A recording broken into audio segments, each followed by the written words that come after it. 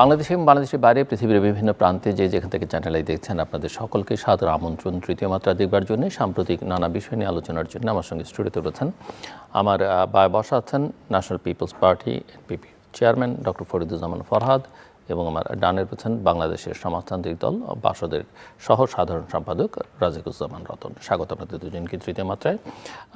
Doctor Farhad, সম্প্রতি আপনারা প্রধানমন্ত্রীর সঙ্গে বিএনপি চেয়ারম্যানের সঙ্গে বৈঠক করেছেন, যারা বিগত আন্দোলনে সরকারের বিএনপির মিত্র হিসেবে কাজ করেছেন। সো অনেক দিন ধরে আমরা লক্ষ্য করছি যে সরকার গঠনের পরে শরিক বা মিত্রদের কারো কারো মধ্যে অসন্তোষ, কেউ কেউ সরকারে আছেন, কেউ কেউ সংসদে আছেন। সো সামগ্রিকভাবে যারা নেই এসবের মধ্যে তাদের দিকেই সবার কৌতূহলটা, এবং আমি একটু আপনাদের বুঝতে চাই যে প্রধানমন্ত্রী এবং বিএনপি চেয়ারম্যান আপনাদেরকে কি বার্তা দিলেন, আপনারা কি দিলেন, এবং শেষ পর্যন্ত কোথায় এসে দাঁড়ালেন? তৃতীয় মাত্রা সকল দর্শক শ্রোতাকে জানাই শুভেচ্ছা। গতকালকে যে প্রধানমন্ত্রীর নৈশভোজ হলো, আমরা দীর্ঘদিন ধরে বিএনপির সাথে আন্দোলন সংগ্রামে একসাথে জোটে আন্দোলন সংগ্রাম করছে এই দেশের ফ্যাসিস্ট গভর্নমেন্টকে পরিত্যক্ত করার জন্য, বিতাড়িত করার জন্য। সরকার 2026 সালের 17 ফেব্রুয়ারিতে সরকার গঠন করে এবং আমাদের 19 তারিখ অর্থাৎ 19 জুলাই উনি আমাদের দাওয়াতপত্র দেন, দীর্ঘ 5 মাস 2 দিন পর।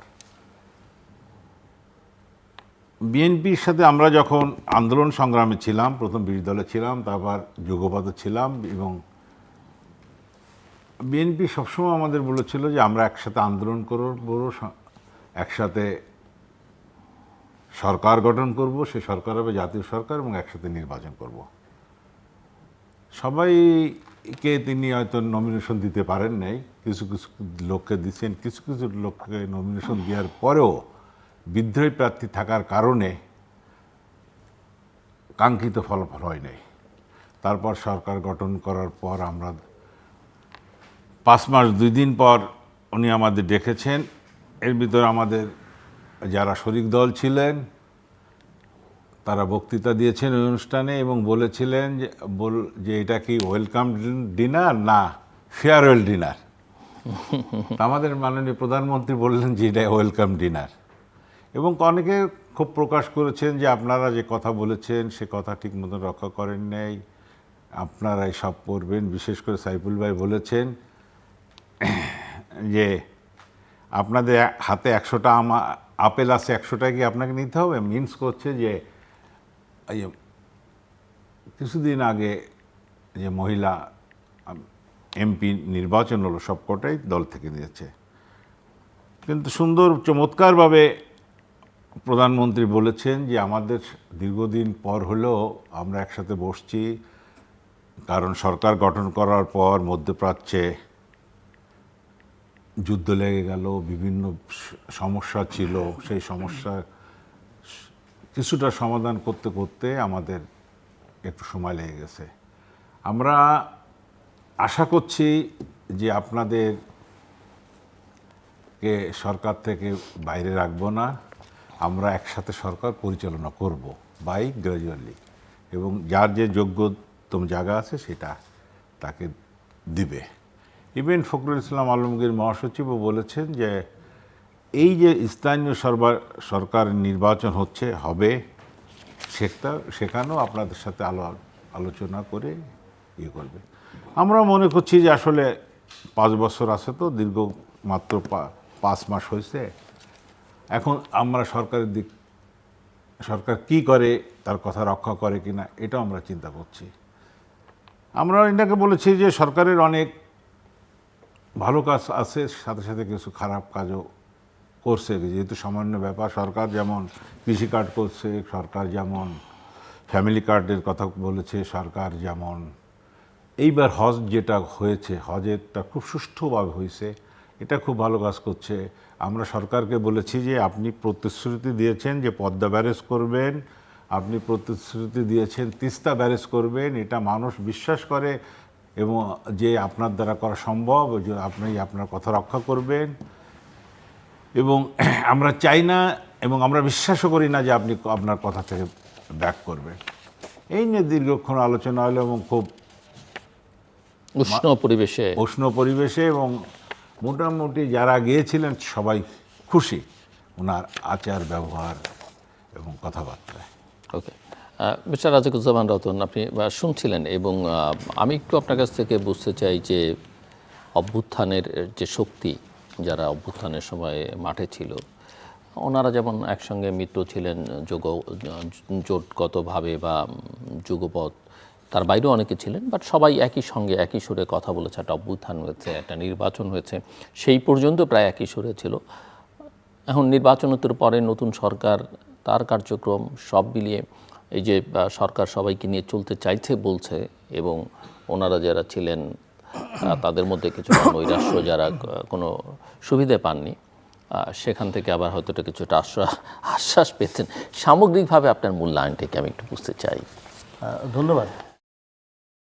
আন্দোলন যখন চলে, আন্দোলনের সামনে একটা লক্ষ্য থাকে এবং আন্দোলনের ভেতরে একটা নৈতিকতা থাকে। আন্দোলনের সামনে লক্ষ্য থাকে যে কার বিরুদ্ধে আন্দোলন হচ্ছে, আর নৈতিকতা হচ্ছে যে আন্দোলনে বিজয়ী হলে কি প্রতিষ্ঠা করবেন। তখন আমরা একটা স্বৈরাচারী ব্যবস্থার বিরুদ্ধে লড়েছিলাম।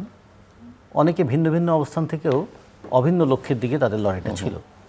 যেমন আমরা বাসদ, আমরা কোনো যুগপৎ কর্মসূচিতে ছিলাম না, কিন্তু আমাদের জায়গা থেকে আমরা সবসময় লড়াই করেছি। যেমন 2014 নির্বাচনটাকেও আমরা যেমন বয়কট করেছি, 2024 নির্বাচনকেও বয়কট করেছি, এবং আওয়ামী লীগের দুঃশাসন, দুর্নীতি, দেশ থেকে টাকা পাচার, এবং সবচেয়ে বড় যে বিষয় যে গণতান্ত্রিক মূল্যবোধটার কী ধরনের বিপর্যয় হলো, মুক্তিযুদ্ধের চেতনার কথা বলতে বলতেই কীভাবে মুক্তিযুদ্ধের চেতনাটাকে চেতনা ব্যবসায় রূপান্তরিত করলো, এগুলোর বিরুদ্ধে আমাদের একটা নিরবিচ্ছিন্ন একটা লড়াই ছিল। এখন আন্দোলনের, যেমন আমরা একটা স্বৈরাচারী ব্যবস্থার বিরুদ্ধে লড়েছিলাম, তার মানে আন্দোলনের ভেতরে নৈতিক একটা শক্তি তৈরি হচ্ছিল যে এই ব্যবস্থার অবসান হলে একটা গণতান্ত্রিক ব্যবস্থা প্রতিষ্ঠিত হবে। আমাদের দেখা দরকার যে বাধা অপসারিত হয়েছে, কিন্তু আমাদের প্রতিশ্রুতি পূরণ হচ্ছে কিনা। 2 নম্বর, আমরা অর্থনীতিতে দুর্বৃত্তপনাটা প্রতিহত করতে চেয়েছিলাম। আমরা এখন দেখব যে অর্থনীতিতে শৃঙ্খলা প্রতিষ্ঠিত হয়েছে কিনা। আমরা দেখতে চেয়েছিলাম যে আমাদের ব্যাংক, বিমা সহ আর্থিক প্রতিষ্ঠানগুলো নানাভাবে দুর্নীতিগ্রস্ত হয়ে জনগণের আমানতটাকে ব্যক্তির পকেটে নিয়ে যাওয়ার যে প্রক্রিয়াটা ছিল, সেই প্রক্রিয়াটা বন্ধ হয়েছে এবং নতুন করে জনগণের আমানত জনগণের কাছে ফিরে এসেছে। এগুলো যদি আমরা দেখি তাহলে 5 মাস খুব বেশি সময় নয়। এটা যেমন ঠিক 5 মাস কিন্তু আবার একটা ট্রেন্ড সেট করবার জন্য, একটা গতিপথ তৈরি করবার জন্য, একটা গতিমুখ নির্ধারণ করার জন্য একবারে কম সময়ও নয়। আমরা বিগত পার্লামেন্ট অধিবেশনের পরে বা পার্লামেন্টের বসার পরে আমরা 2টো অধিবেশন হতে দেখলাম। সেই 2টো অধিবেশনে কোন বিষয়গুলো আলোচনায় আসবে, কোন বিষয়গুলো গুরুত্ব পাবে, সেটা যখন আমরা দেখতে গেলাম, তখন আমাদের কিন্তু মনে হলো যে আন্দোলনের আকাঙ্ক্ষা এবং আন্দোলনের পরবর্তীতে সরকারের পদক্ষেপ, দুটোর মধ্যে বেশ বড় একটা ডিপার্চার হয়েছে। ভাইরা একটা আশাবাদী হয়েছেন যে তারা সরকার পরিচালনায় কিছুটা দায়িত্ব পাবেন, কিন্তু সরকার তো কোনো না কোনোভাবে কেউ না কেউ পরিচালনা করেই। জনগণের কি হবে, গুরুত্বপূর্ণ এটাই যে আমাদের বাংলাদেশের সরকারের চেয়ারটা 1 দিনের জন্য, 1 সেকেন্ডের জন্য খালি থাকে নেই। সেটা হয় সামরিক শাসন এসেছে, না হলে বেসামরিক শাসন এসেছে, না হলে অন্তর্বর্তীকালীন সরকার এসেছে, না হলে তত্ত্বাবধায়ক সরকার এসেছে, কেউ না কেউ এসেছে, এবং রাষ্ট্রযন্ত্রটা একটা চলমান প্রক্রিয়ার মধ্যে ছিল। এখন খেয়াল করে দেখুন তো, আজকেও পত্রিকার খবর হচ্ছে হামে মৃত্যু 800 ছাড়িয়ে গেল, গুটি গুটি পায়ে আসছে আমাদের ডেঙ্গু, এবং সেপ্টেম্বরের দিকে আবার চিকুনগুনিয়া। তো এগুলো ট্যাকেল করা কি খুব কঠিন ব্যাপার ছিল। 1.5 বছর অন্তর্বর্তীকালীন সরকার ক্ষমতায় ছিলেন। স্বাস্থ্য খাতে যে চূড়ান্ত বিশৃঙ্খলা তৈরি হয়েছিল, সেই বিশৃঙ্খলা থেকে স্বাস্থ্য খাত শৃঙ্খলায় ফিরে আসার ক্ষেত্রে কী কী পদক্ষেপ এলো, বাজেটে তার প্রতিফলন কি, বাস্তবে তার দৃশ্যমান কতটুকু। শিক্ষার ক্ষেত্রে একটা ভয়ানক নৈরাজ্য তৈরি হয়েছিল গত 15 বছর। গত 1.5 বছর সেই নৈরাজ্যের সঙ্গে যুক্ত হয়েছিল নতুন ধরনের বিশৃঙ্খলা, যে জোর করে দাবি আদায় করে ফেলা যায়, মব করে পরীক্ষা বন্ধ করে দেওয়া যায়, পরীক্ষা বাতিল করা যায়, অটো পাস নেওয়ার কথা বলা যায়। তার মানে যে শিক্ষার্থীরা বুকের রক্ত দিয়ে একটা অগণতান্ত্রিক ব্যবস্থাকে সরিয়ে দিল, সেই শিক্ষার্থীরাই অগণতান্ত্রিক সুবিধা নেওয়ার জন্য ব্যস্ত হয়ে পড়ল। তাহলে রাজনীতির মূল্যবোধটা কোথায় হারিয়ে গেল? এই জায়গা থেকে এখন আমরা শিক্ষা প্রতিষ্ঠানগুলোকে কি দেখতে চাই, শিক্ষার ব্যবস্থাটা কি দেখতে চাই। ছোট্ট একটা দৃষ্টান্ত দেখলে বোঝা যাবে যে আমাদের শিক্ষা ব্যবস্থাটা কীরকম একটা ধাক্কার মধ্যে পড়েছে। এবার উচ্চ মাধ্যমিক পরীক্ষা দিচ্ছে 9 লক্ষ, আর আগের বছরের যারা ফেল করেছেন কিংবা দ্বিতীয়বার পরীক্ষা দেবেন সেটা মিলে মোট সংখ্যাটা 12 লক্ষ দাঁড়ায়। খেয়াল করে দেখুন, এই যে 9 লক্ষ যারা পরীক্ষা দিচ্ছে তাদের ব্যাচে তারা কিন্তু ক্লাস 1-এ প্রি প্রাইমারিতে ভর্তি হয়েছিল 29 লক্ষ। কেমন আমাদের একটা অর্থনৈতিক ব্যবস্থা বা শিক্ষা ব্যবস্থা বলবো, 29 লক্ষ প্রি প্রাইমারি থেকে তারা যখন ইন্টারমিডিয়েট পরীক্ষা দিচ্ছেন তখন সংখ্যাটা দাঁড়িয়ে গেল 9 লক্ষ। এরা এসএসসি পরীক্ষা দিয়েছিল 19 লক্ষ। কিভাবে শিক্ষার আঙিনা থেকে ঝরে যাচ্ছে একদল মানুষ। আমরা আগামী দিনের গণতান্ত্রিক সমাজ তৈরি করব, জ্ঞানভিত্তিক সমাজ তৈরি করব, ডিজিটাল বাংলাদেশ তৈরি করব, এমনকি 4th ইন্ডাস্ট্রিয়াল রেভলিউশনের উপযোগী আমাদের যুবশক্তি তৈরি হবে, এরকম কথা আমরা শুনছি এবং এটা হওয়া দরকার। তা নাহলে আমাদের দেশ বাঁচবে না। আমাদের এই দেশের তো চাইলে আমি জমি বাড়াতে পারবো না, তাহলে আমাদের যে জনসম্পদ আছে জমি বাড়বে না, কিন্তু জনসম্পদকে তো আমি সম্পদে রূপান্তরিত করতে পারবো। জনসংখ্যাকে জনসম্পদে রূপান্তরিত করার উপায় কি? মানসম্মত শিক্ষা। মানসম্মত শিক্ষা তো দূরের কথা, শিক্ষার আঙিনা থেকে ছিটকে পড়ছে কেন? এই জায়গায় আমরা খুব ভালো করে অ্যাড্রেস হতে দেখলাম আমাদের বাজেটে কিংবা আলোচনায়। সংসদে কারোর মধ্যে কি এটা নিয়ে কোনো উদ্বেগ দেখলাম? বাজেটে বরাদ্দ কিছু বাড়ানো হচ্ছে শিক্ষা। বাজেটের বরাদ্দটা দেখুন, একটা টেকনিক্যাল গঠন করে আমাদের বাজেটের 18% বাজেট বেড়েছে। তাহলে সেই অনুযায়ী তো আগের বাজেটের অন্তত গুরুত্বপূর্ণ খাত হিসেবে শিক্ষা, চিকিৎসা, কৃষি, অন্তত এই 3টা খাতে তো 18% করে এমনিই বাড়া উচিত। কিন্তু বাড়লো কোন কোন জায়গাগুলোতে বেশি? যে জায়গাগুলো আসলে জনগণের উপর বোঝা হিসেবে আছে, আমলাতন্ত্র যে বোঝা হিসেবে আছে, তার জন্যই আমি বরাদ্দ বাড়াচ্ছি। আর দেশটাকে বাঁচিয়ে রাখবার জন্য যে কৃষি, সেইখানে নজরটা কতটুকু? শিক্ষা এবং কৃষি এই দুটো ছাড়া আমাদের এই দেশকে একটা গণতান্ত্রিক ব্যবস্থা তো হচ্ছে উপরিকাঠামো, অর্থনীতির ভিত্তিটা তৈরি করতে গেলে শিক্ষা এবং কৃষি ছাড়া কি আমরা পারবো? ছোট্ট একটা উদাহরণ যদি আমরা দেখি, আমাদের একটু আগে অভ্যুত্থান হয়েছিল শ্রীলঙ্কায়, চূড়ান্ত দেউলিয়া হয়ে যাওয়া একটা দেশ। অভ্যুত্থানের পরে গত 2-3 বছরে সেই দেশটা কিভাবে ঘুরে দাঁড়ালো, কি অর্থনীতিতে, কি রাজনীতিতে, এমনকি কি সংস্কৃতিতে। তা আমরা অভ্যুত্থানের পরে বিপরীত পথে হাঁটার কথা ছিল, কিন্তু আমরা মনে হয় একই পথে হাঁটছি। সরকারের চেহারা বদল হলেই তো আর সরকারের চরিত্র বদল হয় না। সেই প্রশ্নটাও এখন কিন্তু উঠবে যে আমাদের প্রধানমন্ত্রী অনেকগুলো ডেমোক্রেটিক অ্যাটিটিউড দেখাচ্ছেন, তিনি অনেকগুলো বলবো যে নর্মস অ্যান্ড কালচার সেটা এস্টাবলিশ করার চেষ্টা করছেন এবং মানুষের মধ্যে একটা স্বস্তির ভাব নিয়ে আসার চেষ্টা করছেন যে শাসন ক্ষমতায় থেকে দম্ভ দেখাবেন না। এগুলো মানুষ খুব ভালোভাবে নিচ্ছে, কিন্তু বাস্তবে যখন দেখছে তার প্রতিফলন সেগুলো কি খুব বেশি দেখছে, তখন একটা বা ওনার সহকর্মীদের মধ্যে, সহযোগীদের মধ্যে, সমর্থকদের মধ্যে ট্রান্সলেটেড হচ্ছে না। একটা ছোট্ট একটা উদাহরণ দিয়ে যদি তিনি অপচয় বন্ধ করার জন্য বা চূড়ান্তভাবে নির্দেশ দিয়েছেন, হ্যাঁ আমরা সবাই শুনলাম, কিন্তু আমরা তার চারপাশে যারা আছে তাদের মধ্যে সুযোগ পেলেই অপচয় করার যে প্রবণতা আছে সেটা কি খুব বেশি বন্ধ করতে পারছেন? দলবাজি তিনি পায়ে সালাম করতে চেয়েছিলেন, সেটাকে তিনি নেন নেই। আচ্ছা, এটা অনেকে মনে করছে ঠিক আছে এই তোয়াজটা বন্ধ হওয়া উচিত, কিন্তু তোয়াজ না হলেও অন্যভাবে যে তেলবাজি চলছে সেটাকে তিনি বন্ধ করতে পারছেন? উনি কিন্তু এমনি মন্ত্রী, সংসদ সদস্যদের ওনাকে নিয়ে কোনো প্রশংসা, কোনো সবাই করলে সব জায়গায় থামিয়ে দিচ্ছেন। এবং এটা হলো পার্সোনাল, মানে সরকার যখন হয় একটা হলো পার্সোনাল নেচার, একটা হলো পলিটিক্যাল কালচার, আর একটা হলো পারপেচুয়াল ডেভেলপমেন্ট, মানে একটা ধারাবাহিক, সেটা ধারাবাহিকতা থাকবে। তাহলে হবে কি, মানুষ একসময় বলবে প্রধানমন্ত্রী খুব ভালো মানুষ, কিন্তু বাকিরা অতটা ভালো নয়। ডক্টর ফাহাদ, আমাদের একটা জিনিস চিন্তা করতে হবে। আমাদের রতন ভাই শ্রীলঙ্কার কথা বললেন, শ্রীলঙ্কার টাইমটা 2.5 বছর পর, এই সরকার 5 মাস। আপনি আর একটা কথা বললেন যে হামের মৃত্যুর কারণ। হামের মৃত্যুর কারণ করলাম এই সরকার না। আপনি যদি হামের মৃত্যুর কারণ দিতে চান তাহলে কিন্তু মানুষ কিন্তু আবার প্রশ্ন করছে না, যে interim গভর্নমেন্টের কথা এই বলতে হবে। যাদের জন্য হলো সরকারের অনেকের দাবি থাকা সত্ত্বেও কিন্তু সরকার তাদের বিরুদ্ধে কোনো ব্যবস্থা, পদক্ষেপ, তদন্ত কোনোটাই করেনি। না, এটা তদন্তের ব্যাপার চলছে। ইন্টিম গভর্নমেন্ট যদি টিকা আনতো বা টিকা তৈরি করতো তাহলে এই অবস্থা হতো না। বরং এই সরকারকে দিতে হবে, এই সরকার স্বাস্থ্যক্ষেত্রে সবচেয়ে উন্নতির দিকে দিচ্ছে বাজেট। প্রতিটা উপজেলায় 50টা করে শয্যাবিশিষ্ট ছিল, সমস্ত উপজেলায় বলছি 100 শয্যাবিশিষ্ট হবে চিকিৎসার জন্য। জেলা পর্যায়ে যেগুলো 100 সিট ছিল সেটাকে 250 করছে। এবং সরকার এটাও ঘোষণা দিয়েছে প্রতিটা জেলায় একটা করে মেডিকেল কলেজ তৈরি করা হবে পর্যায়ক্রমে। শিক্ষার ব্যাপারে আমাদের দেশে আমরা তো জাতি হিসেবে যেটা কি 17 বছর আমরা বিনা পরীক্ষায় বা পরীক্ষা দিয়ে কোন নকল করে পাশ করছে। এই সরকার, আমাদের শিক্ষামন্ত্রী চাইছে যে না, লেখাপড়া করুক, পরীক্ষা ভালোভাবে হোক, তারপর পাশ করুক।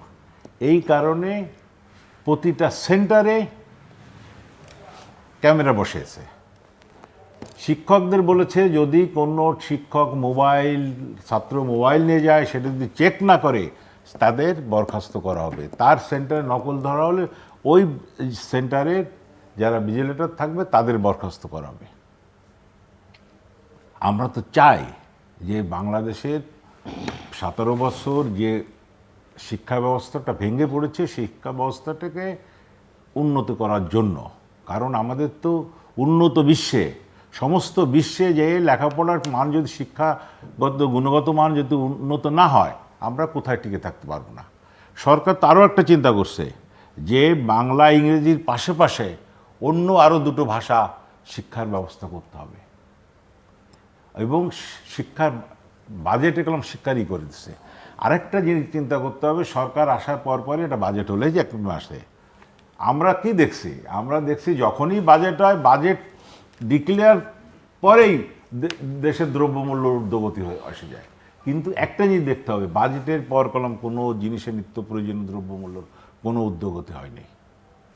সেটা হয়নি, বাট ইনফ্লেশন তো গত এশিয়ান ডেভেলপমেন্ট ব্যাংকের হিসাব অনুযায়ী গত 3 মাস ধরে টানা একই, না সেটা এটাকে এবং সর্বোচ্চ এইটাই 3 মাস টানা একই। এইটাকে অতীতটাকে তো ভাঙে সে উন্নত করতে হবে। তার জন্য আপনাকে সময় দিতে হবে, সময় দিতে হবে।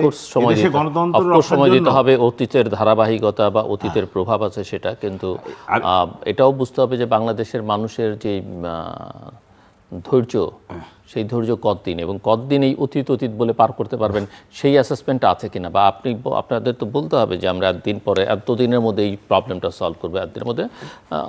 অর্থমন্ত্রী বাজেট বক্তৃতায় একটা ধারণা দিয়েছেন, বাজেট বক্তৃতায় 2 বছর 1 বছরের ভিতর আমরা এটাই করব। কারণ বাংলাদেশের অর্থনীতি ধ্বংসের পথে চলে গেছিল। বাংলাদেশে এমন কোনো ব্যাংক নাই যে ব্যাংক থেকে অতীতের গভর্নমেন্ট, বিশেষ করে আওয়ামী গভর্নমেন্ট টাকা পয়সা লুট করে ব্যাংকগুলোকে ধ্বংস করে দিতেছে।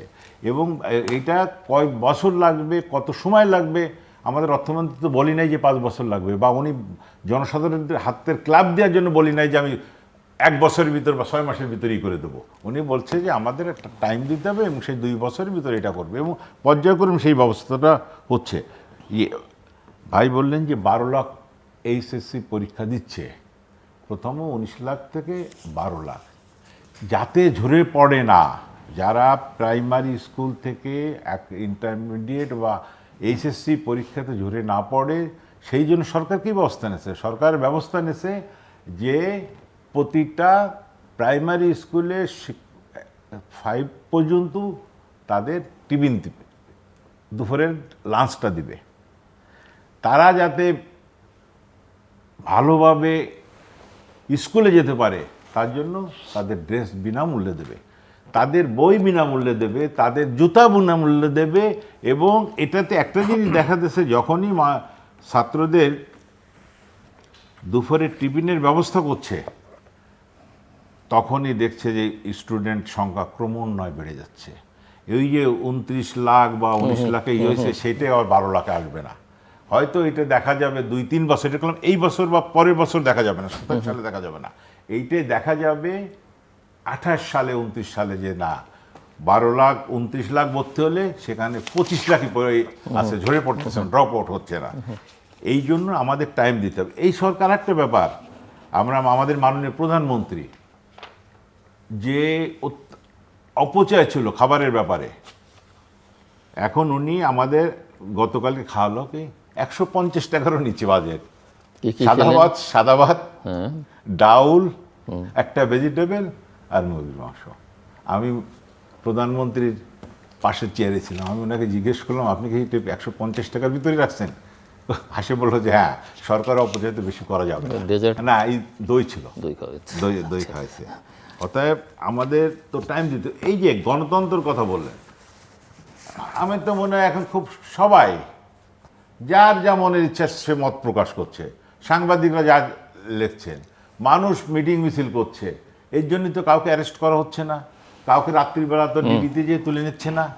অর্থাৎ আর গণতন্ত্রে প্রধানমন্ত্রী যখন সচিবালয়ে যেতেন 1 ঘন্টা আগে সব রাস্তাঘাট বন্ধ করে থাকতো। এখন প্রধানমন্ত্রী কি দেখছে, মানুষ ওর বলতেছে যে প্রধানমন্ত্রীর সিকিউরিটি বাড়ানো দরকার। এত এই সিকিউরিটি কি, প্রধানমন্ত্রী পাবলিকও দাঁড়ায় আছে ট্রাফিকের জন্য অবস্থায়, উনি দাঁড়ায় আছে। এবং এখন তো কেউ বলতে পারবে না যে প্রাইম মিনিস্টার তেনার গুলশান বাসা থেকে সচিবালয় আসবে, রাস্তাঘাট সব বন্ধ করে দেবে। Thank you. আমি আসছি আপনার কাছে। মিস্টার রাজিকুজ্জামান রতন, আপনি বলবেন। আমার আরেকটা প্রশ্ন আছে যে সংসদের 2টো অধিবেশনের কথা আপনি উল্লেখ করলেন এবং কি আলোচনা হয়। এটা তো বাংলাদেশের কালচার, পলিটিক্যাল কালচার আমরা বুঝতেই পারি, যারা সরকারের কাছাকাছি থাকে, মিত্র থাকে বা সরকারি দলে থাকে, তারা সবাই কিছু না কিছু পেতে চায়, হতে চায়। বাট একটা গণতন্ত্রের জন্য শক্তিশালী বিরোধী দল দরকার, সংসদের ভেতরে বাইরে। বিরোধী দল যারা সংসদে আছে তাদের পারফরমেন্স কি দেখলেন, এবং সংসদের বাইরে তাদের অ্যাক্টিভিটিস আসলে কি? তারা কি কোনো হোপ তৈরি করতে পারছে মানুষের জন্য, যে মানুষের হয়ে তারা আসলে কাজ করবেন, কথা বলবেন, নাকি নৈতিকতার নামে, আদর্শের নামে নানা রকমের অনৈতিক কাজকর্মে নিজেদের যুক্ত করবেন? সংসদে গিয়ে ওই এটা চাই, ওটা চাই, এটা দরকার, ওভেন চাই, এয়ার কুলার চাই, বা এরকম। আমি একটু শুনতে চাই আপনার কাছে। সংসদে বিরোধী দল সংখ্যা যাই হোক না কেন, তারা গণমানুষের আকাঙ্ক্ষাটা তুলে ধরবেন, সরকারের দুর্বলতাটা উন্মোচিত করবেন এবং ভবিষ্যতে একটা রূপরেখাও তার দাঁড় করাবেন, এটাই প্রত্যাশিত। সংখ্যাটা সবসময়, এবং বিরোধী দলের সংসদ সদস্যদের সম্পর্কে এখন বাইরে যেসব খবরাখবর, যেসব ভিডিও চিত্র বেরোচ্ছে নানা বিষয় নিয়ে, সেটাও অনেকের মধ্যে নানা রকমের। কিন্তু এবারের বিরোধী দল, সংসদে যারা বিরোধী দল, তাদের পারফরমেন্স তাদের রাজনৈতিক চিন্তা অনুযায়ী তারা দেখাচ্ছেন। তারা ওই রাজনৈতিক চিন্তাই তো করেন। একজন সংসদ সদস্য তিনি যখন বলেন যে আমাদের বাজেট 6,000 কোটি টাকা হলেই যথেষ্ট হতো, তাহলে বুঝতে হবে তার বাজেট সম্পর্কে ধারণাটা কতটুকু। যেখানে 9,38,000 কোটি টাকার বাজেট বলছেন তিনি।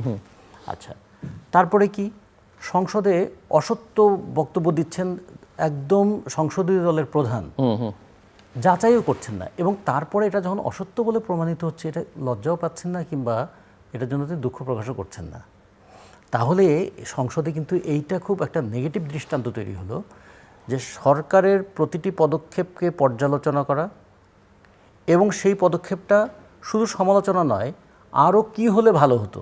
যেমন আমরা যদি বলি যে আচ্ছা, বাজেটে কৃষি খাতে 5% বরাদ্দ আছে, শুধু বরাদ্দ 7% করলেই কি হবে? নাকি বরাদ্দটা কোথায় বরাদ্দ করতে হবে?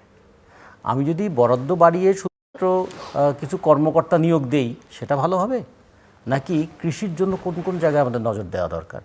তাহলে এগুলো লোকেট করার দায়িত্ব না বিরোধী দলের? বিরোধী দল দেখুন পুরো সময়টাই আমাদের সংসদে তারা সময় কাটালেন কিভাবে যেন তাদের দায়িত্বটা পালন করতে না হয়। দুটো দায়িত্ব, একটা হচ্ছে তারা তো জনগণকে হয় বেহেশতে পাঠানোর চেষ্টা করেছিলেন, অথবা নিজেরা বাংলাদেশকে বেহেশত বানাবেন, এরকম একটা প্রতিশ্রুতি দিয়েছিলেন। আচ্ছা, যাই হোক, তাহলে সেই যে এক ধরনের প্রতারণামূলক প্রতিশ্রুতি তারা দিয়েছিলেন, দিয়ে তারা যে পার্লামেন্টে গেলেন, এবং পার্লামেন্টে যাওয়ার পরে যখন তারা তাদের হলফনামাটা জমা দিলেন যে তারা কত নির্বাচনে খরচ করেছেন, তারা কি নিজেদের সঙ্গে সঠিক আচরণটা করেছেন? নিজেদের সঙ্গে নিজেরা কি প্রতারণা করেননি? এই প্রশ্ন যদি থাকে। আর পার্লামেন্টে গিয়ে জনগণের সঙ্গে কি করলেন? প্রথমে বলেছিলেন যে তারা কেউ কখনো সরকারি গাড়ি, সরকারি ফ্ল্যাট, সরকারি প্লট এগুলো তারা নেবেন না। পরেই দেখা গেল যে তাদের সহযোগী একজন যখন গাড়ির কথা বললেন, আর একজন আবার দাঁড়িয়ে বললেন যে ছোটরা কিছু আবদার করলে সেটা পূরণ করতে হয়। পার্লামেন্ট কি ছোট বড় এইভাবে নির্ধারণ করা হবে, নাকি তিনি একজন মাননীয় সংসদ সদস্য? তাহলে এই যে নর্মসগুলো তারা কিন্তু খুব ভালোভাবে মেনে চললেন না। তারপর হচ্ছে ধরুন একটা এত বড় গোটা দুনিয়া আজকে একটা যুদ্ধের পরিস্থিতির মধ্যে যে ফেললো দুনিয়াকে, কারা ফেললো? তাদের বিরুদ্ধে তারা প্রচুর কথা বলছেন না। পার্লামেন্টে একবারও কি আমাদের সংবিধানে যে উল্লেখিত আছে যে বাংলাদেশ জোট নিরপেক্ষ নীতি মেনে চলবে, বাংলাদেশ কারো সঙ্গে শত্রুতা নয়, সকলের সঙ্গে বন্ধুত্বের নীতি মেনে চলবে এবং বাংলাদেশ সাম্রাজ্যবাদের বিরুদ্ধে যেখানে লড়াই হবে তাদের পাশে দাঁড়াবে, একবারও পার্লামেন্টে তারা কি উত্থাপন করলেন যে আমাদের ইরানের পাশে দাঁড়ানো দরকার? করলেন না। তো সরকার করেনি, সেটার জন্য একটা সমালোচনা তারা করতে পারতেন, কিন্তু নিজেরা কি এটা করেছেন? করেননি।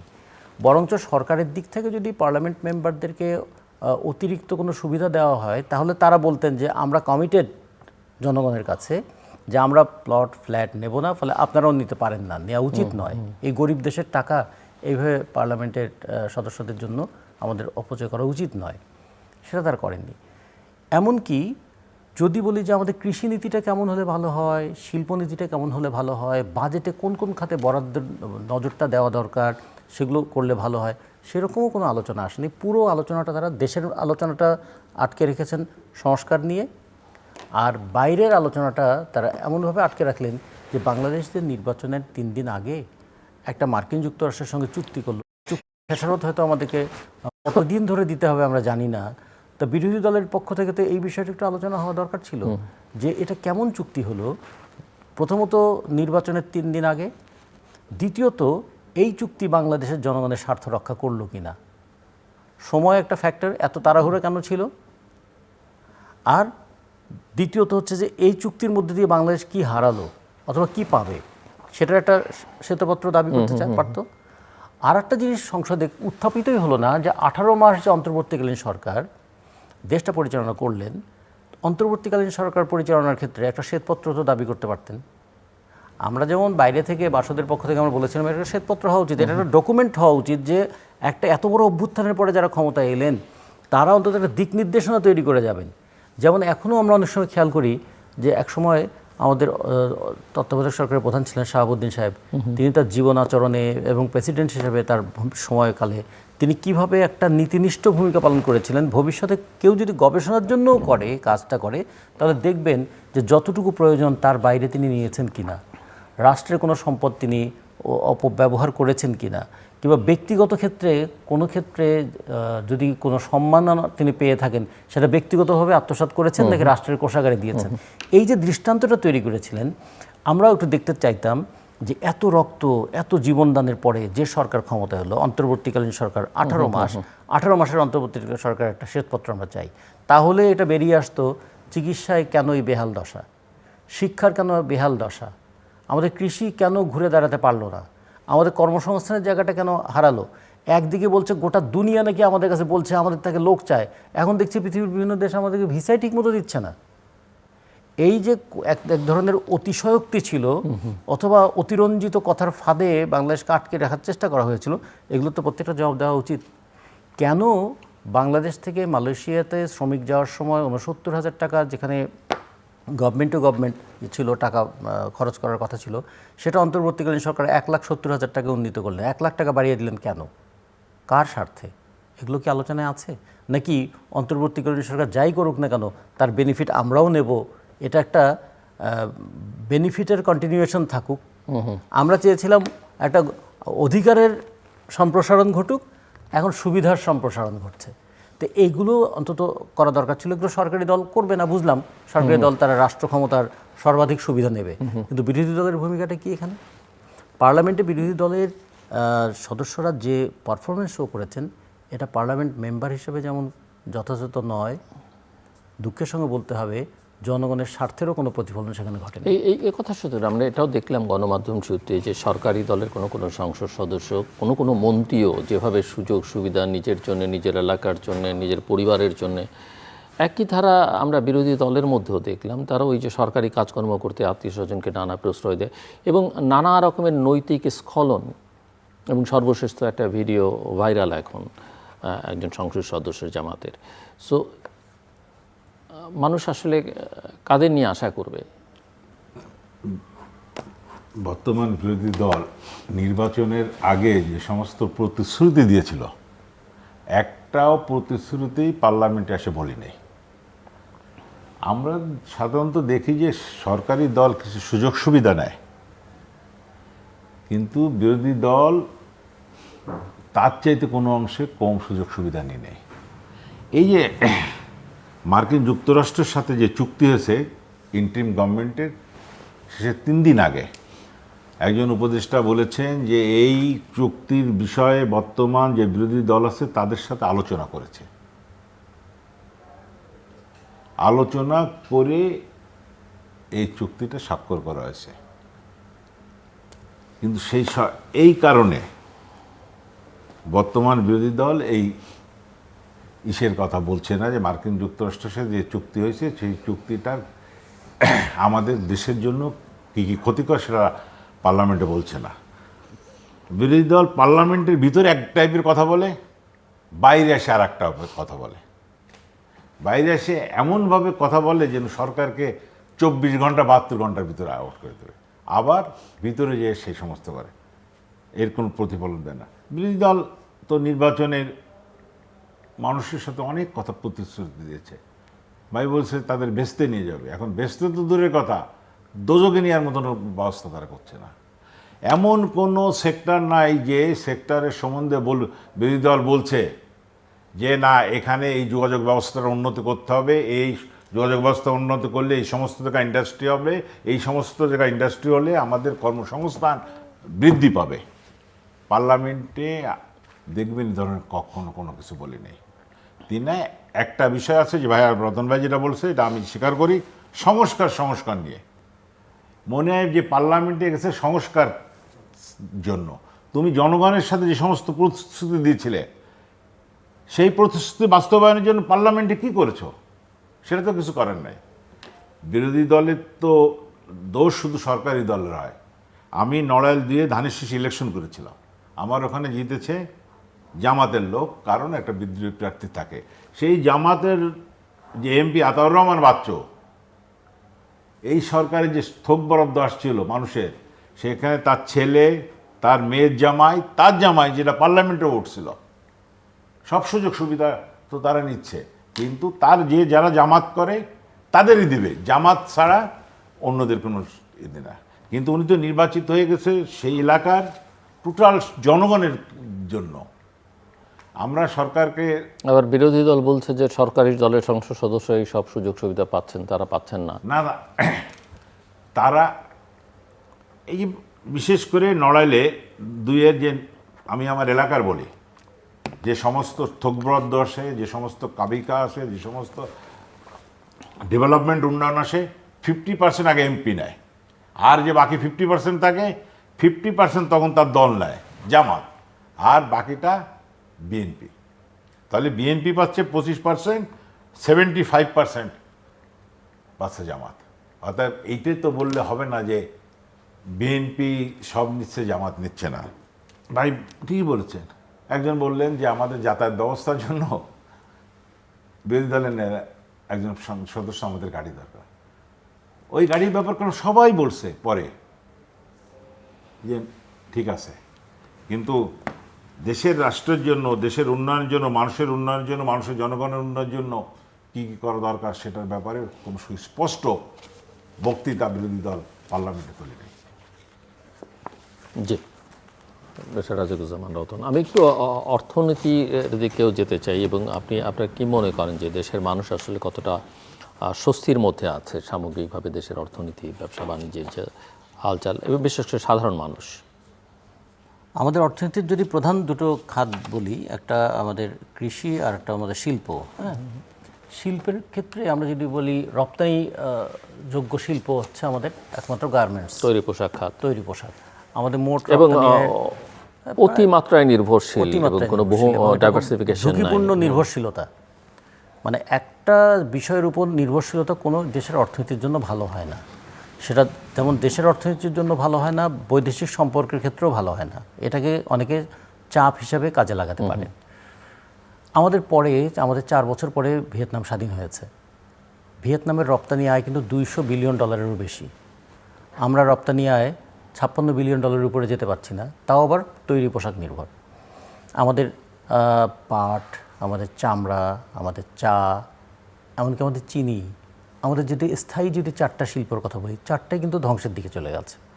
এখন আমাদের চায়ে রপ্তানির পরিমাণ খুবই নগণ্য।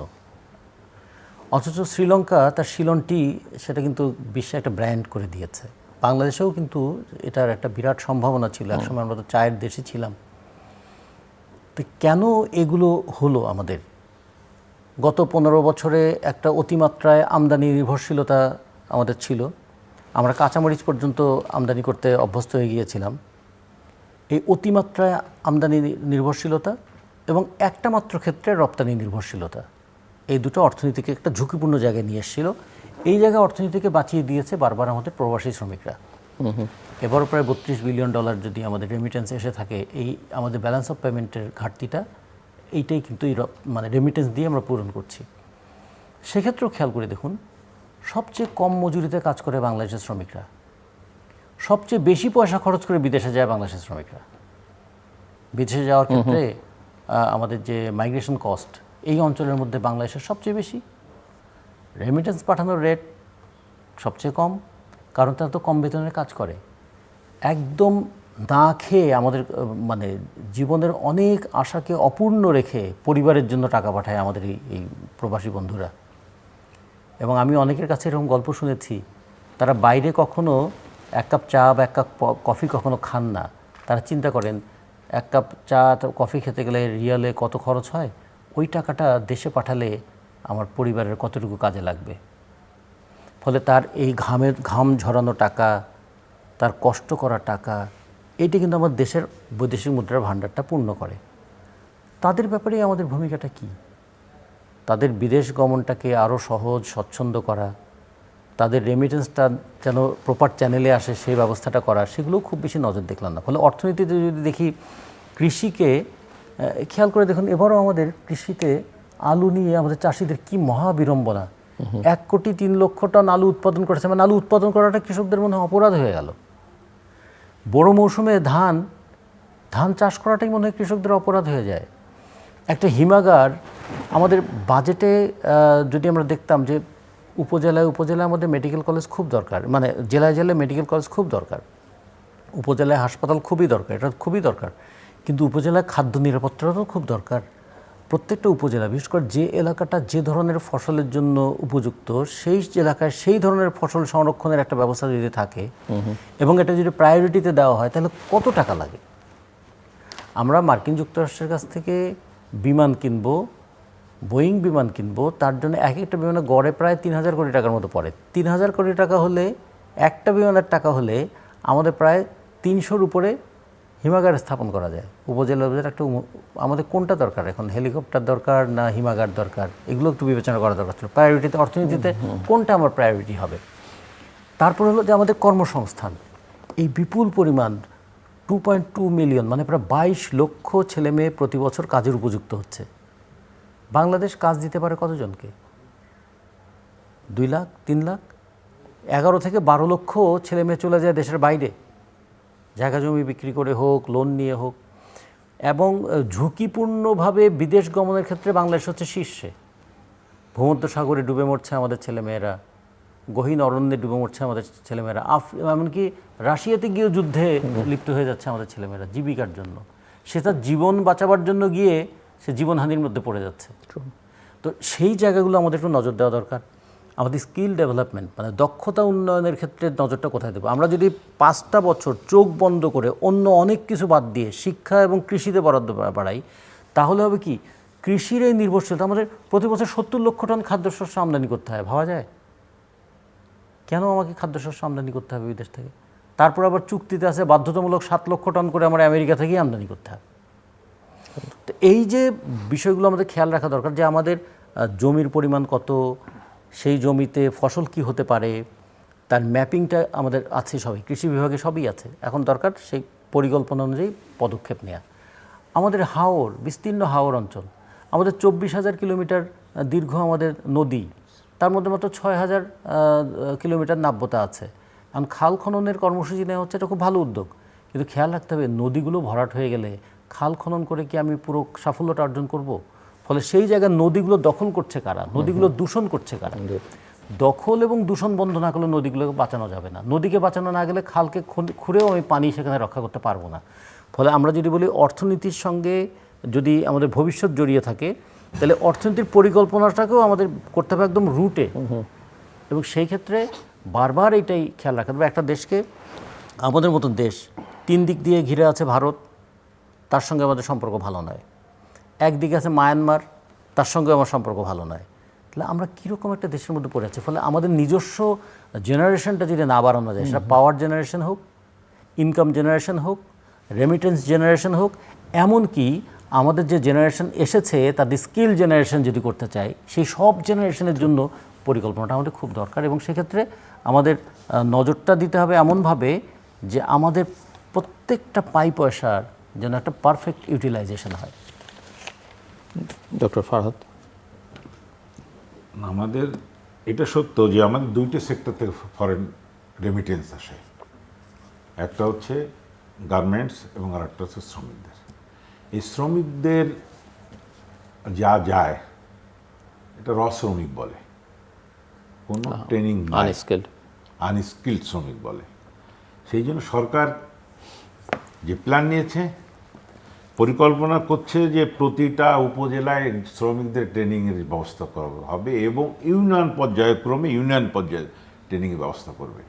সরকার চিন্তা করছে, আগে যেটা ছিল যে আমাদের বিদেশে যে দূতাবাসগুলো ছিল এটা পর্যবেক্ষণ করতো না, সরকার এখন কঠোরভাবে সেটাকে নির্দেশনা দিয়েছে শ্রমিকরা যাতে বিদেশে ঠিক মতন কাজ করতে পারে তাদের দেখাশোনার জন্য ল্যাবরেটরি থেকে নির্দেশনা দিয়েছে এবং তাদের পারফরমেন্স কি সেটাও রাষ্ট্রদূতদের এদেশে পাঠানোর জন্য বলেছে। কৃষকদের জন্য সরকার আসছে 5 মাস, সেটা তো আগেই বললাম। কৃষকরা যাতে, কৃষকটা কেন দিচ্ছে, সঠিক কৃষকরা যাতে সার পায়, বীজ পায়, ন্যায্য মূল্যে তেল, কেরোসিন তেল পায়, বিদ্যুৎ পায় এবং তারপর ডিজেল পায়, তারপর যাতে কৃষি পণ্যটা ভালো হয়। সরকার এটাও চিন্তা করেছে এবং ডিক্লেয়ারও দিয়েছে কৃষি পণ্য রক্ষার জন্য প্রতিটা উপজেলায় একটা করে হিমঘর করবে। এর জন্য আমাদের টাইম দিতে, এখন যে অবস্থা, আমাদের তো দীর্ঘ 17 বছর ধরে এদিক দিয়ে কোনো ইদি নাই, সম্পূর্ণ আমদানির পর নির্ভর করা হয়েছে। সেইটাকে আমাদের সময় নিয়ে এই কাজগুলো করতে হবে। ভাই বললেন যে ভারতের সাথে আমাদের সম্পর্ক ভালো না, মিয়ানমারের সাথে সম্পর্ক ভালো না। ভারত আমাদের সাথে সম্পর্ক ভালো রাখি নাই, বাংলাদেশ ভারতের সাথে সম্পর্ক ভালো রাখতে চায়। ভারত চেয়েছে বাংলাদেশের জনগণের সাথে সম্পর্ক ভালো না রেখে আওয়ামীর সাথে সম্পর্ক ভালো রাখছে। এ দেশে ভারতের সাথে কি করে সম্পর্ক ভালো থাকবে? এ দেশের আওয়ামী লীগের হাজার হাজার লোককে মারি ফেলালো, টাকা লুট করলো, ব্যাংক লুট করলো এবং যারা করছে, এই দুর্বৃত্ত দমন করছে, তারা ভারত এখন আশ্রয় কাছে। ভারতের সাথে কি সম্পর্ক ভালো? ভারত কি করছে? এই গভর্নমেন্ট 5 মাস হয়েছে বর্ডারতে পুশিং করছে, তারা চেষ্টা করছে এই সরকারকে কিভাবে অস্থিরতা করা যায়। এটা এর জন্য আমরা চেষ্টা করছি ভারতের সাথে, আমাদের মানে সরকার চেষ্টা করছে, বাংলাদেশের জনগণও চায় ভারতের সাথে সুসম্পর্ক রক্ষা করতে, কিন্তু মর্যাদাপূর্ণ থাকতে হবে। দাদা ছোট ভাইয়ের মতো থাকলে সম্পর্ক হবে না, প্রভু আর চাকরের মতো সম্পর্ক রাখা যাবে না। যে কারণে আমরা আমাদের বিজেপি ভাইদের ধন্যবাদ জানাই যে পুশিংটা একটা কঠিন হবে। এই কারণে কি চীনের সঙ্গে, চীন আমাদের দীর্ঘদিনের বন্ধু, অর্থনৈতিক বন্ধু, সামরিক বন্ধু। যদি অর্থনৈতিক দিক দিয়ে চীন বাংলাদেশকে যেভাবে সাহায্য করছে, পদ্মা ব্রিজ চীন করছে, অন্য অন্য ব্রিজ চীন করছে। এই যে ওড়াল সেতুগুলো নিয়ে এখনও চীনের এক্সিম ব্যাংকের সহায়তা হচ্ছে। চীন বাংলাদেশের ইকোনমি জোনে দিচ্ছে, চীন বাংলাদেশের ব্যারেজের সাহায্য ব্যবস্থা করছে, চীন বাংলাদেশের তিস্তা প্রকল্প সাহায্য করছে। চীন থেকে আমাদের সম্পর্ক, আমি মনে করি ভারতের তো সেইভাবে অর্থনৈতিক অবস্থা ভালো না। আমাদের দেশের ডেভেলপমেন্টের খাতে উন্নয়ন করতে হলে, ইন্ডাস্ট্রিতে উন্নয়ন করতে হলে, অন্য কিছু যে কোনো কিছু উন্নয়ন করতে হলে টাকার প্রয়োজন। টাকার প্রয়োজন হলে চীনেকে আমাদের দরকার। ইভেন এদেশে আগে তো সামরিক বাহিনীতে যারা ছিল প্রায় ইন্ডিয়াতে ট্রেনিং হতো। এখন এর আগেও একসময় চীনের সামরিক ট্রেনিং হতো, এখনও হবে। এবং চীনের থেকে যদি আমাদের সামরিক তিন বাহিনীর কে যদি আপনি পরিপূর্ণ করতে চান, যুদ্ধের জন্য না, নিজেদের আত্মরক্ষা করার জন্য, সেক্ষেত্রেও চীন এবং পাকিস্তানের অস্ত্র দরকার আমাদের দেশে। টার্কির অস্ত্র দরকার। টার্কি বাংলাদেশের ড্রোন ব্যবস্থা কারখানা করছে, এটা তো আমাদের জন্য ভালো। এটা যদি ভারত মনে করে যে না বাংলাদেশ, তো কেউ কেউ যে বলছেন যে ভারতের বাইরে গিয়ে, মানে ভারতকে বিরোধিতা করতে গিয়ে বাংলাদেশ, চীন, টার্কি, পাকিস্তান এই বলয়ের মধ্যে পুরোপুরি ঢুকে পড়ছে, সেটা কি? না, ভারতকে বিরোধিতা করার জন্য না, মানে ভারতকে অস্বস্তিতে রাখবার জন্য। না, ভারতের অস্বস্তিতে রাখার জন্য কেন? আমরা আমাদের স্বাধীন দেশ, আমাদের কোন ক্ষেত্রে কোন দেশের আসলে আমাদের উন্নয়ন হবে, কোন দেশের আনলে আমাদের সামরিক উন্নয়ন হবে, কোন দেশে আনলে আমার বিমান বাহিনীর উন্নতি করতে পারো, কোন বিমান কিনলে আমরা তো কোনটা কিনলে স্বচ্ছ হবে, কোনটাই হবে। এটার জন্য আমাদের নিজের দেশ, স্বাধীন দেশের জন্য। এটা তো ভারত যদি কিছু মনে করে সেটা তো আমাদের কিছু না, ভারতের সাথে আমাদের বিরোধী না, বরং বাংলাদেশকে অস্থির করার জন্য ভারত দায়ী। তো মিস্টার রাজিকুজ্জামান রাথোর, আমরা শেষের দিকে প্রায় ৩-৪ মিনিট সময় আপনার জন্য ক্লোজ করবার জন্য আলোচনা। আমাদের মতো দেশের যেখানে জনসংখ্যা 18 কোটি, আয়তনটা আমরা যদি 1,47,000 বর্গ কিলোমিটার, আমাদের দেশের 3 দিক ঘিরে আছে একদিকে যে প্রতিবেশী দেশ, আর একদিকে আছে যে মায়ানমার, আমাদের সামনে যাওয়ার পথ সমুদ্র, সামান্য পথ আমাদের, এগুলোকে বিবেচনায় রেখে আবার বাণিজ্য ঘাটতির দেশ আমরা।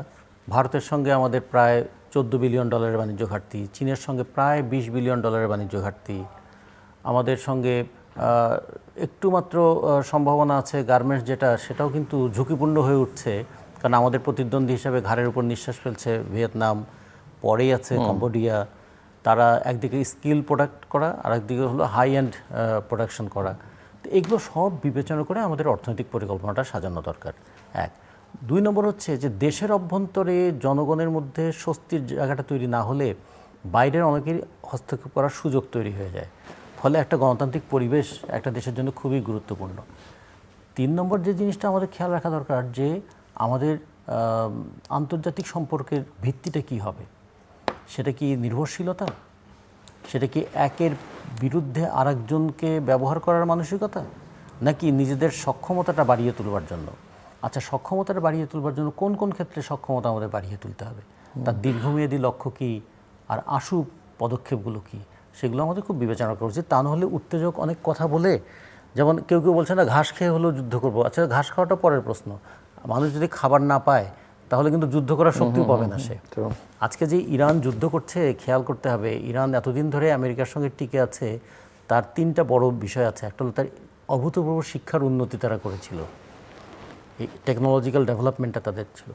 2 নম্বর হচ্ছে তাদের কৃষিটা, তাদের বিরাট সাপোর্ট, যার ফলে চারিদিক থেকে অবরোধ করে রাখলেও ইরানের মানুষ কিন্তু না খেয়ে মরবে না। হ্যাঁ, আর 3 নম্বর হচ্ছে যে সে ভূ রাজনীতিটাকে খুব ভালোভাবে ট্যাকেল করার চেষ্টা করেছে, কার সঙ্গে বন্ধুত্ব করা, কার সঙ্গে প্রতিপক্ষ বানানো।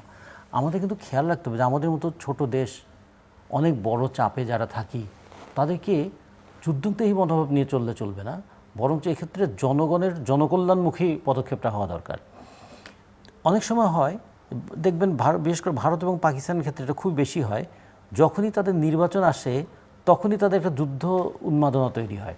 কারণ এই যুদ্ধ উন্মাদনা হচ্ছে জনগণের কষ্ট ভুলিয়ে দিয়ে তাদেরকে মূল সমস্যা আড়াল করে অন্যদিকে ডাইভার্ট করা। আর আমাদের এখানে হয় সাম্প্রদায়িক উন্মাদনা তৈরি হবে, না হলে কখনো কখনো একটা যুদ্ধ উন্মাদনার জায়গা নিয়ে যাবে। এই জায়গায় আমরা মনে করি এতে করে আমরা 55 বছর ধরে তো দেশটাকে অনেক দেশটাকে সম্ভাবনা বিকশিত হওয়ার পরিবর্তে সম্ভাবনা বিনষ্ট হতে দেখেছি। একটা ছোট্ট উদাহরণ বলে শেষ করি। 1.5 বছর অন্তর্বর্তীকালীন সরকার ক্ষমতায় থাকলেন, আমাদের সবার সমর্থন নিয়েই থাকলেন তিনি, তাই তো? এই সময় সুইস ব্যাংকে আমাদের আমানত 41% বেড়ে গেল। এই টাকাটা কে নিয়ে গেল? 1। 2 নম্বর, এই সময় যে কোটিপতির সংখ্যা প্রায় 10,500 কোটি বেড়ে গেল, আমাদের মুদ্রাস্ফীতি 9.8-এর নিচে নামলই না। ফলে মুদ্রাস্ফীতি 9.8, আমাদের আয় বৃদ্ধি 5%-এরও নিচে। তাহলে প্রতি বছরই আমরা আয় হারাচ্ছি। মানে 100 টাকার জিনিস কিনতে হচ্ছে 109 টাকা 80 পয়সায়, অথচ আমার বেতন বেড়ে দাঁড়াচ্ছে 105 টাকা, মানে 4 টাকা 80 পয়সা প্রতি 100 টাকায় আমি হারাচ্ছি। সেই দিকে যদি আমি কৃষকের কথা ভাবি, শ্রমিকের কথা ভাবি, সেটা দেখব যে এবার যে হামে মারা গেল এবং যারা হাসপাতাল থেকে ফিরে গেল, তাদের বেশিরভাগটা হচ্ছে হামের সঙ্গে অপুষ্টিযুক্ত। এবং আমাদের উচ্চবিত্ত পরিবারের সন্তানরা তারা কিন্তু অতটা বেশি দুর্দশার মধ্যে পড়েনি, নিম্নবিত্ত শ্রমিক কৃষকদের সন্তানরাই পড়েছে। ফলে সব মিলিয়ে খেয়াল করে দেখুন তো যে আমাদের কৃষির সম্ভাবনা কতটুকু, শিল্পের সম্ভাবনা কতটুকু, আমাদের পশুপালনের সম্ভাবনা কতটুকু, আমাদের মাছ উৎপাদনের সম্ভাবনা কতটুকু, এগুলো আমাদের সব এক ধরনের স্ট্যাটিস্টিক্স আছে। কিন্তু এই স্ট্যাটিস্টিক্স দিয়ে তো আমাদের পেট ভরবে না, স্ট্যাটিস্টিক্সটাকে বাস্তবে রিয়েলিটিতে রূপান্তরিত করতে হবে। সেই ক্ষেত্রে রাষ্ট্রের পরিকল্পনা হওয়া দরকার। কিন্তু আমরা পার্লামেন্টে সেই আলোচনাগুলো খুব দেখি না। এমনকি রাস্তায়ও আমরা এত উত্তেজক কিছু কথা শুনি যাতে আমাদের সত্যিকারের সম্ভাবনাগুলো হারিয়ে যায়। ডক্টর ফরহাদ, খুব ছোট করে মিনিট 3-এর মধ্যে শেষ করতে হবে। ভাই, এই যে আমাদের প্রায় বলেন, অনেকেই বলে যে বাংলাদেশ ছোট দেশ, লোক মাত্র 18 কোটি থেকে 20 কোটি। আমরা মনে করি এটা বাংলাদেশের জনগণ যেটা আছে, ইয়ং ফোর্স 60%, এটা সম্পদ।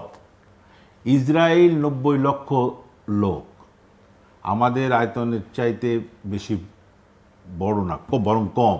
সারা বিশ্বে তারা এই করছে। আমাদের এই বাংলাদেশে যে ইয়ং ফোর্স আছে 18 থেকে 30 বছর বয়স, এদের সংখ্যা পৃথিবীর অনেক দেশের চাইতে। এখন আমাদের মেন কাজ করতে হবে কি, এই শ্রমিক বিদেশে পাঠালে, আনস্কিল শ্রমিককে স্কিল করে বিদেশে পাঠাতে হবে, শ্রমবাজার খুঁজতে হবে, এবং বাংলাদেশে প্রচুর পরিমাণ বৈদেশিক মুদ্রা আসবে। গার্মেন্টসের সুযোগ সুবিধা বাড়িয়ে দিতে হবে। বাংলাদেশে আগে যে পাটকলগুলো ছিল, সোনালী আঁশ বলা হতো, যেগুলো বন্ধ হয়ে গেছে সেগুলো চালু করতে হবে, নতুন নতুন পাটকল করতে হবে। এবং বাংলাদেশে পাটকল এক সময় আওয়ামী লীগের গভর্নমেন্টের সময় পাট বিদেশে রপ্তানি যাওয়া হতো ইন্ডিয়ার মাধ্যমে। এখন সেই পাটকল চালু করে শ্রমিকদের সেখানে কাজের ব্যবস্থা করতে হবে। চামড়া শিল্পে বাংলাদেশে একসময় নাম করেছিল, এবং সেই চামড়া শিল্পকে এখন নতুন করে শিল্প কারখানায় আইনে আবার উৎপাদন বাড়া দিতে হবে। চা বাংলাদেশের সবচেয়ে দামি চা, পৃথিবীর অনেক দেশে বাংলাদেশের 1 নম্বর উন্নত মানের চা আছে, যে কস্টলি। বাংলাদেশের চা শিল্পকে প্রসার আছে, ধরেন কৃষি প্রক্রিয়াজাত পণ্য, জাহাজ নির্মাণ, আইসিটি, এবং লাইট ইঞ্জিনিয়ারিং, এবং ঔষধ। এবং বাংলাদেশের ঔষধ বিভিন্ন জায়গায় যাচ্ছে, বাংলাদেশের জাহাজ বিভিন্ন দেশে যাচ্ছে। আমাদের নেগেটিভটা চিন্তা বাদ দিয়ে বরং বাংলাদেশের যে সম্পদ আছে সেই সম্পদের সুষম বন্টন করে, সম্পদকে আরও দীর্ঘায়িত ব্যবস্থা করে, এবং এইটা যদি আমরা বিদেশে রপ্তানি করতে পারি, তাহলে বাংলাদেশ একসময়, এটাকে সিঙ্গাপুর নাই বলুক, বাংলাদেশের লোক বাইরে যে কাজ করবে না, বাংলাদেশ কোনো দেশের পর নির্ভর হবে না। আর ওই যে আর অনেকে বলে, আরে ভাই আমরা প্লেন কিনছি কেন, আমরা কি যুদ্ধ করব, আর্মস কিনছি কেন, যুদ্ধ করব? আরে আমাদের দেশ স্বাধীন দেশ, স্বাধীনতা সর্বমত রক্ষা করার জন্য যা যা করার দরকার, আমি মনে করি, আমি এই সরকারকে বলবো যে ইন্টারমিডিয়েট পড়া পর্যন্ত যে কোনো স্টুডেন্টকে 1 বছরের জন্য সামরিক ট্রেনিং দেওয়া দরকার। শেষ করতে হবে। দর্শক প্লিজ, আমরা আশা করব ইনশাআল্লাহ তারেক জিয়ার নেতৃত্বে বাংলাদেশ থ্যাংক ইউ। যদি ভালো না করবে, ভালো না করলে মানুষ জনগণ বিচার দর্শক করবে। অনুষ্ঠানের শেষ প্রান্তে আমরা সামাজিক যোগাযোগ মাধ্যম ফেসবুক, এক্স এবং ইউটিউবে তৃতীয় মাত্রা লাইভ স্ট্রিম হচ্ছে আপনারা দেখতে পারেন। টেলিভিশনের পর্দায় দেখতে না পারলে যে কোনো সময় যে কোনো স্থান থেকে ইউটিউবে তৃতীয় মাত্রা চ্যানেলটি সাবস্ক্রাইব করে এই পর্ব বা পুরোনো পর্বগুলো আপনারা দেখতে পারেন। এছাড়া রাজিকুজ্জামান রতন এবং ডক্টর ফরিদুজ্জামান ফরহাদ, অসংখ্য ধন্যবাদ এই আলোচনা শোনার জন্য। দর্শক, আমরা শুনছিলাম আলোচনা এবং মানুষ আসলে সুশাসন দেখতে চায়, স্বচ্ছতা, জবাবদিহিতা দেখতে চায়, স্বচ্ছতা চায়, নিরাপত্তা চায়, স্বস্তি চায় এবং প্রধানমন্ত্রী অনেক কিছু ভালো করবার চেষ্টা করছেন। ওনারা বলছেন অনেক বদলেছেন, অনেক কিছু বদলাবার চেষ্টা করছেন, কিন্তু তিনি একা আসলে সব কিছু বদলাতে পারবেন না। বাকিদেরও, তার সঙ্গে যারা আছেন তাদেরও বদলাতে হবে। শুধু সরকারি দল বদলালেই হবে না, বিরোধী দলকেও বদলাতে হবে এবং সেই জায়গায়ও এক ধরনের হতাশা কিন্তু জনমনে তৈরি হচ্ছে।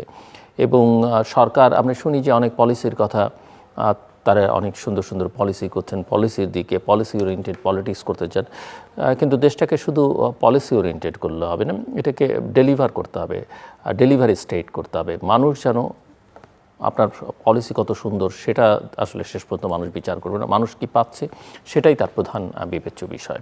কাজেই একই সঙ্গে পলিসি এবং একই সঙ্গে ডেলিভারি দুটোই নিশ্চিত করতে হবে। আমাদের সঙ্গে থাকবার জন্য অসংখ্য ধন্যবাদ। আপনাদের সবার জন্য শুভকামনা।